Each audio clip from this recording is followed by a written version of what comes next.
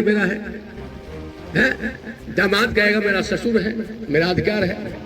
बेटी कहेगी हमारे अधिकार है, हमारा पिता है।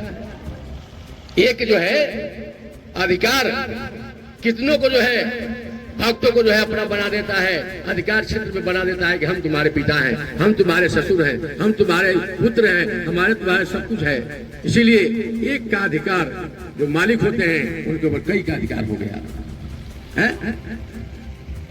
तो यह कहने का मतलब कि भाव अनेक है लेकिन कथा प्रबल है। कथा सुनने से बहुत कुछ मिलता है। आप मानस में जाइए। रावण ने कहा कि सुलोचना तुम राम जी के पास चल जाओ, जबकि वो सारा उसका जो है कुल खानदान बध हो चुके हैं, भगवान ने बध कर दिया है। लेकिन सुलोचना को मेघनाथ मरने के बाद रावण खुद भेजता है, बेटी चली जाओ। सुलोचना कहती है पिताजी आपने युद्ध किया, सीता जी को हरण किया, देवी को हरण किया, जगत की माता को हरण किया। अब जो है हमारे उसी के माध्यम से आपका साथ देने के माध्यम से वो मारे गए और उस दुश्मन के पास हमको फिर भेज रहे हैं, हम भी मारा जाए, वो हमको छोड़ेगा?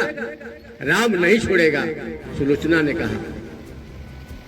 तो रावण ने कहा कि नहीं जानती हो, जब हम दूसरा बार लड़ाई गए, लड़ाई में तो वो छल से हमको जो है बाण जो है हटा देते थे।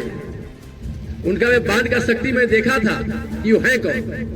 यही तो मैंने देखने गया था कि राम कैसा है, राम का रूप कैसा है, राम का ज्ञान कैसा है, राम का बुद्धि कितना है, राम नारायण है कि नर है, राम राजा के बेटा है कि जो है इंद्र का बेटा है, कौन देवताओं का बेटा है, पुत्र है। वो देखने गया तो मेरे ऊपर जब राम बाण छोड़ता था तो वह बाण मुझे दिखाई नहीं देता, और वो भी नहीं दिखाई देता कि राम कब बाण धनुष पर लगाया और कब छोड़ दिया, वो भी मुझे दिखाई नहीं दिया था। राम बाण को छोड़ते अब मुझ में आकर लगता। यह मैंने आवाज ले लिया, मैंने जान गया कि राम परमात्मा है, राम पिता है, संसार के पिता है। इसीलिए राम के साथ, इसीलिए मैंने बैर किया।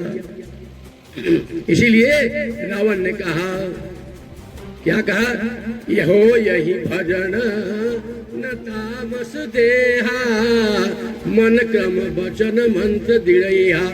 इस मंत्र से, इस शरीर से न पूजा होगा, न पाठ होगा, न कोई जो है ज्ञान है मेरे पास उस तरह का। मैंने तो ऊपर से ले लिया हूँ ब्रह्मा जी से कि हम काहू के मरही न मारे, बानर मनुज जाति दुई बारे।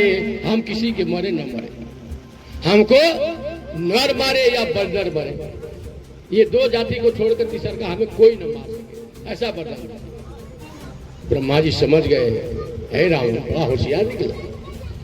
बड़ी मांगा तो ऐसा मांगा कि उसके माध्यम से अंदर में छिपा हुआ राज है रावण का कि मुझे भगवान ही मारे और कोई दूसरा न मारे।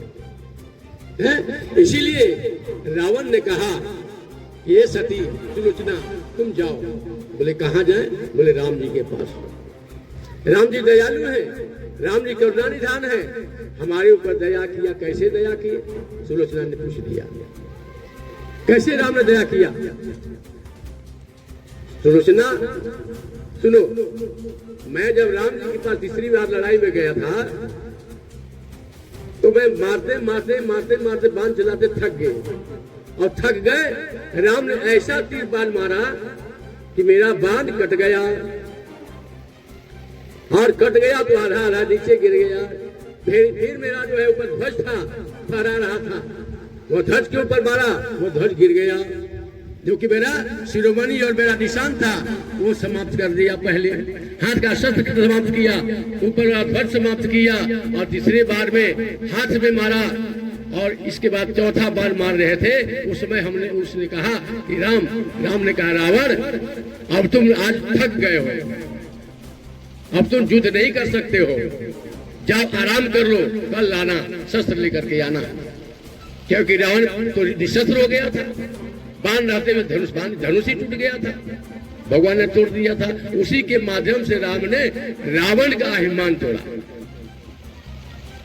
राम विमुख असहाल तुम्हारा, रहा न को कुल रोवन हारा। रावण के पास में इतना किया कि रावण को मरने के बाद कोई रोने वाला पुत्र नाम का कोई रहा नहीं। सभी योद्धाओं को वो तो पहले ही जो है शूर्पणखा जो है आई थी राम जी से वरण करने के लिए, नहीं वरण करने नहीं आई थी, विवाह करने नहीं आई थी। लोग कहा करते हैं कि राम जी के साथ विवाह करने से जो है शूर्पणखा आई थी। शूर्पणखा रावण की बहिनी, दुष्ट हृदय दारुण जैसी अहिनी। तुम सम पुरुष नमो सम नारी, यह संजोग विधि बचा रचा विचारी। शूर्पणखा ने कहा कि हमारे समान, यह जो है उल्टा अर्थ लगाते हैं, हमारे समान प्रभु राम न तुम्हारा कोई स्त्री है न तुम्हारे समान कोई पुरुष है, जो हम लोगों ने मिलकर एक संकल्प लिया है। अच्छा, शूर्पणखा ने क्या संकल्प लिया था?